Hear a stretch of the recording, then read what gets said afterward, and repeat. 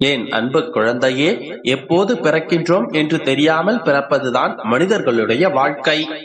அதே போல எப்போது இறக்கப் போகிறோம் என்பதும் தெரியாமல் நடுவில் வாழ வழி தெரியாமல் வாழ்ந்து கொண்டிருப்பதுதானே மனிதர்களுடைய வாழ்க்கையாக இருக்கின்றது. அப்படிப்பட்ட உன்னுடைய வாழ்க்கையில் உனக்கே தெரியாத ஒரு ரகசியத்தை சொல்லப் போகின்றேன். எதை பற்றியும் யோசிக்காமல் முழுவதுமாக கேட்டு உண்மையை உணர்ந்து கொள்ளேன் செல்லமே. சில உறவுகள் எதற்காக நாம் இவர்களோடு பழகுகிறோம் என்று யோசிக்கும் அளவிற்கு உன்னை புலம்ப வைத்து விடுகிறார்கள் தானே. அப்படிப்பட்டவர்களின் செயலை நினைத்து நீ வருந்தாதே. தனிமையே போதும் என்று மனம் முடிவெடுத்து மனம் சோர்ந்து போகாதே என் செல்லமே. எல்லாம் மாறும். உன்னை கஷ்டப்படுத்திய கல் போன்ற மனதுடைய அந்த மனதில் நல்ல மாற்றத்தை நான் உருவாக்கத்தான் போகின்றேன். பல சோதனைகளை கொடுத்த உன்னுடைய பெருமாள் அதற்குண்டான தீர்வையும் நிச்சயமாக கொடுப்பேன் என்றல்லமே. தவறுகளை தெரியாமல் செய்பவர்கள் அப்பாவி, தெரிந்தே செய்பவர்கள் பாவி. ஆனால் அப்படிப்பட்ட பாவிகள் அதற்குண்டான தண்டனை கிடைக்கும் என்பதை மறந்துவிட்டுதானே அக்கிரமம் செய்து கொண்டிருக்கிறார்கள். வருந்தாதே என்றல்லமே. உன்னுடைய வாழ்க்கையில் அப்படிப்பட்ட கஷ்டங்களையும் துன்பங்களையும் கொடுத்தவர்களை அவர்களுடைய செயல்களையும் பார்த்து கொண்டிருந்த நான் இனிமேலும் பொறுக்க முடியாமல் தான் அவர்களுக்குண்டான பதிலை சொல்வதற்காக ஓடி வந்துள்ளேன். எல்லாம் மாறும். நீ எதிர்பார்த்ததை காட்டிலும் உன்னுடைய வாழ்க்கையை அழகாக நான் மாற்றி அமைப்பேன்.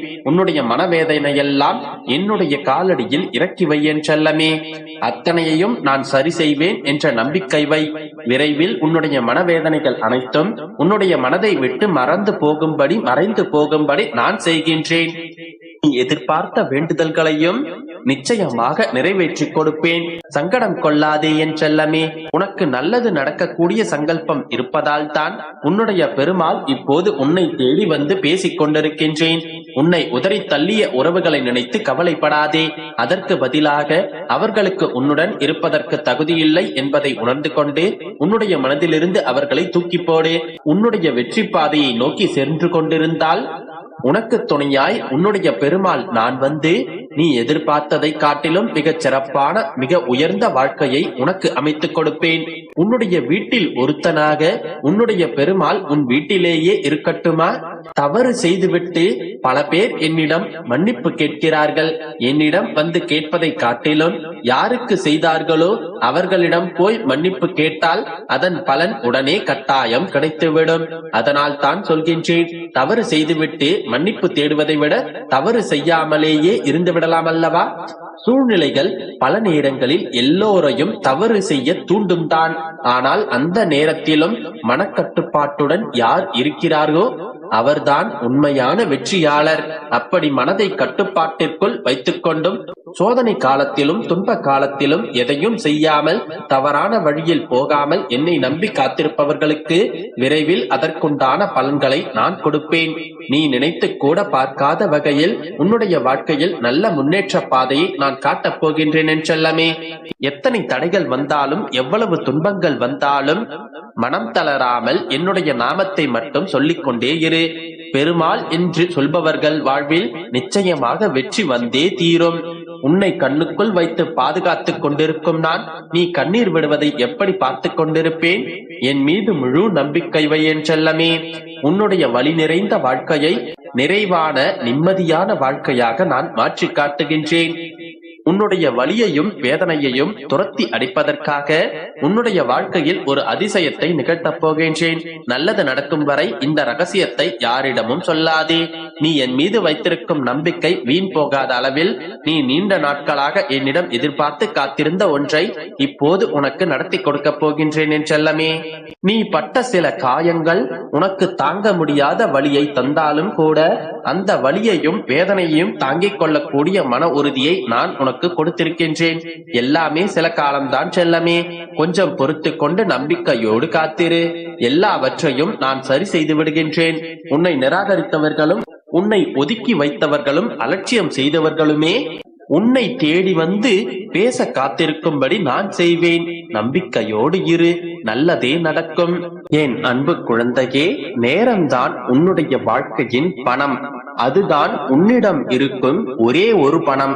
அதை எப்படி செலவழிப்பது என்பதை நீதான் தீர்மானிக்க வேண்டும். இல்லை என்றால் பிறர் அதை செலவழித்து விடுவார்கள். உன்னை உன்னுடன் மட்டும் ஒப்பிடு. ஏனென்றால் உன்னை போல் இந்த பிரபஞ்சத்தில் வேறு யாரும் இல்லை.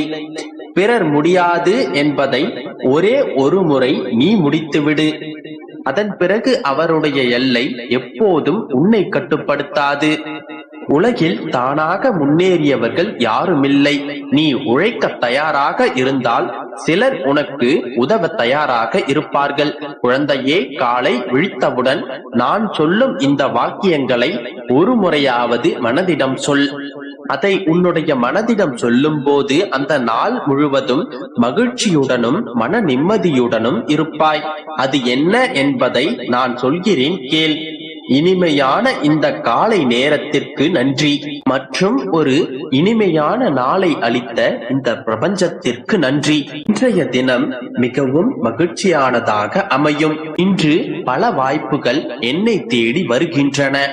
இன்று நான் சந்திக்க போகும் அனைத்து மனிதர்களும் மிகவும் அன்பானவர்கள். இன்று நான் அனைவரிடத்திலும் அன்பை மட்டுமே பரிமாறிக்கொள்வேன். இன்று என்னை சுற்றி அன்பும் அமைதியும் நிறைந்திருக்கும். இன்று நான் மட்டற்ற மகிழ்ச்சியில் இருக்கிறேன். இன்று எனக்கு கிடைக்கும் அனைத்திற்கும் நன்றி. இப்படி நீ ஒவ்வொரு காலை எழும்போதும் நேர்மறை சிந்தனையோடு இருந்தாயானால் இந்த நாள் முழுவதும் உனக்கு நல்ல விஷயங்களாகவே நடக்கும். உன்னுடைய எண்ணம் எப்படியோ அப்படியே உன்னுடைய வாழ்க்கையும் அமைகின்றது.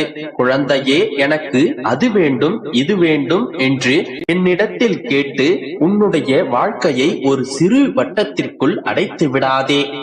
எனக்கு எது நல்லதோ அதை கொடுங்கள் என்று உன்னுடைய இறைவனிடம் உன்னுடைய வேண்டுதலை சமர்ப்பித்து விடு. உனக்கு எது நல்லதோ, உன்னுடைய வாழ்க்கைக்கு எது தேவையோ அது நிச்சயமாக உனக்கு என்னிடமிருந்து வந்து சேரும். நீ யாரையும் திட்டாதே, சாபமிடாதே, கெடுதல் நினைக்காதே. நீ எதை செய்கிறாயோ அதுவே உன்னை வந்து சேரும். நான் யாருக்கும் எந்த கெடுதலும் நினைக்கவில்லை. ஆனால் எனக்கு மட்டும் ஏன் பிரச்சனைகள் வந்து கொண்டே இருக்கின்றது என கேட்கின்றாய். மகளே, நீ மனம் வருந்தினாலே போதும். உனக்கு பாதிப்பை தந்தவர்களுக்கான தண்டனை அவர்களுக்கு நிச்சயமாக கிடைக்கும். இதுதான் பிரபஞ்சத்தின் நியதி. எதற்கும் அஞ்சாதே, துணிந்து நில், தைரியமாக போராடு.